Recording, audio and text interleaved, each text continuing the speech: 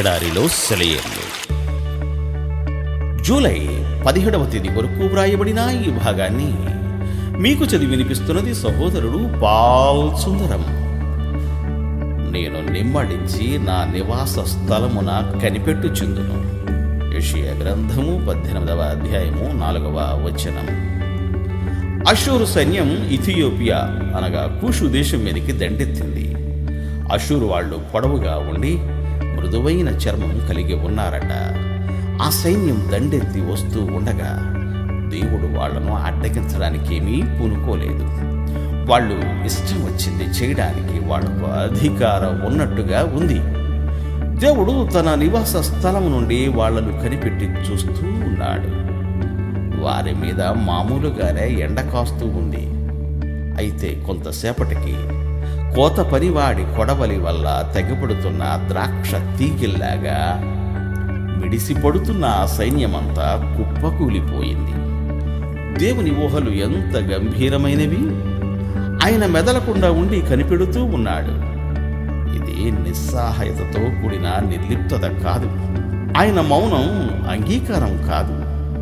ఆయన కేవలం సరి అయిన సమయం కోసం ఎదురు చూస్తున్నాడు.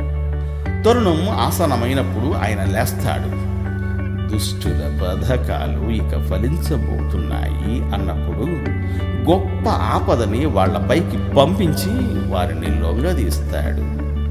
లోకంలో ప్రబలుతున్న దౌత్యాన్ని మనం చూస్తూ అన్యాయాలు అక్రమాలు వర్ధిల్లడాన్ని గమనిస్తూ మనలను అసహించుకునే దౌర్జన్యాలకు గురై అల్లాడుతూ ఉన్నప్పుడు ఈ మాటలను గుర్తుకు తెచ్చుకుందాం. దేవుడు ప్రస్తుతం నిమ్మళంగా ఉండి కనిపెట్టి చూస్తున్నాడు. దీన్నే మరో విధంగా చూడవచ్చు. తుఫానుల్లో తెడ్లు వెయ్యలేక అష్ట కష్టాలు పడుతున్న తన శిష్యుల్ని చూశాడు యేసు ప్రభువు. బేతనియలో తాను ప్రత్యక్షంగా లేకపోయినప్పటికీ లాజరు జబ్బుపడి ప్రాణాలు వదులుతూ ఉండడం ఆయనకి తెలుస్తూనే ఉంది. అతన్ని రాతి సమాధికి మోసుకుపోవడం ఆయన దివ్య దృష్టికి కనబడుతూనే ఉంది. బంధువుల హృదయాలు మెల్లిమెల్లిగా కృంగిపోవడం ఆయనకి తెలుసు. అయితే తాను జోక్యం కలిగించుకోవడానికి సరి అయిన సమయం కోసం ప్రభువు ఎదురు చూశాడు. నీ విషయంలో కూడా ఆయన మెదలకుండా ఊరుకుంటున్నాడా? అయితే ఆయన నీ పరిస్థితుల్ని గమనించడం మాత్రం మానలేదు. ఆయన అన్నీ చూస్తూనే ఉన్నాడు. నీ నాడిని పరిశీలిస్తూనే ఉన్నాడు.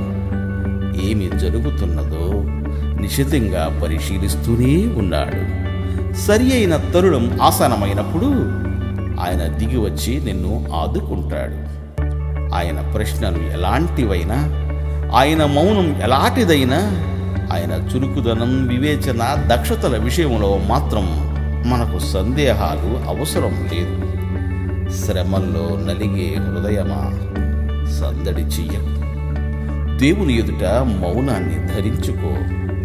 తన ఇష్ట ప్రకారం నిన్ను కట్టేవాడాయన. ప్రార్థించే హృదయమా, గోల చెయ్యకు. ఇచ్చిన మాటను మేలలేడాయన. ఓపికతో దేవుని మ్రోల కనిపెట్టు. కనిపెట్టే హృదయమా, బలం తెచ్చుకో.